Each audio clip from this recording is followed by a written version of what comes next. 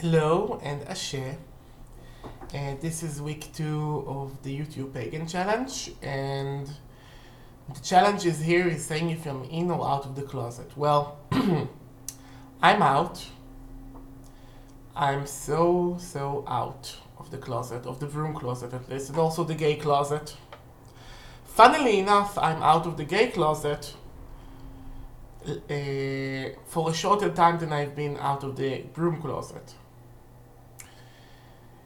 And in Israel, it's different than like in the US. It's or Europe. It's not like you're either Christian or not Christian or witch or lay person. In Israel, it's a melting pot, and different people react differently to this.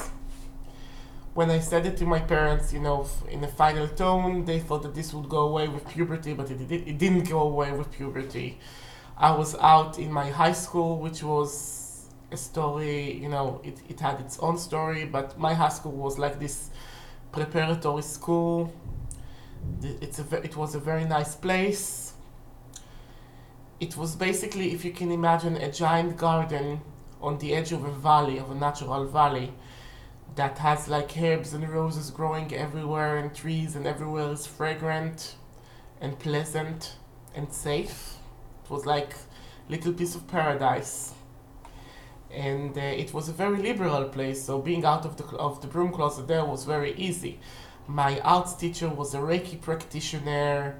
There were actual, I wouldn't say spell books, but there was like this, there was a representation of superstition and magic books in the library, which is very uncommon and unusual for Israel, by the way, for a non-academic library. I couldn't appreciate it at the time. I was like, this is a poor selection, but it had like a vintage Israel ripoff of Cunningham's Encyclopedia of Magical Herbs mixed with folklore that I read and I photocopied, and I had like this awful photocopied pamphlets that, until I discovered that I could order stuff online, and I got like, a copy of that. It's like this thin. I will show it to you. I will show the Israeli ripoff of Cunningham. You will find it most amusing. And I'm also considering myself somewhat a canary in the mine, meaning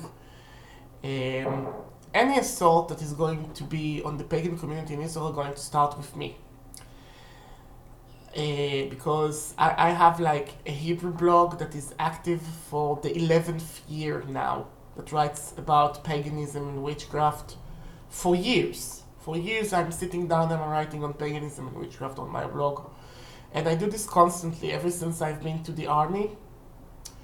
It covers the end of high school, my army years, my first masters, and my first and master degrees. It covers everything.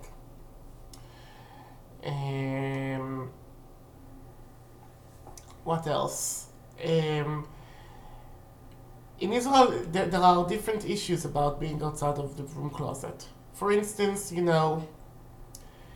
it's not like the check of the Christ and the not Christ. It's like everybody would still consider you to be a Jew because you were born of a Jewish mother, but you are a Jewish person living in sin. But sin is considered completely different. It's between you and God. It's not something that the rabbi would intercede with so much here, unless it's like this crazy cultish rabbi or whatnot. And that's basically it. It's like, I never felt that someone bothered me for being a witch. I never felt like someone was actually trying to behave inappropriately because of my witchcraft. It's like, I had intense conversations with some people, but it was never something that made me feel disrespected. So in a way, it was easy for me to be outside of the closet because I'm so flamboyant in my way, And since, you know, witchcraft is my life in a very true sense. So, I'm out. Everybody knows.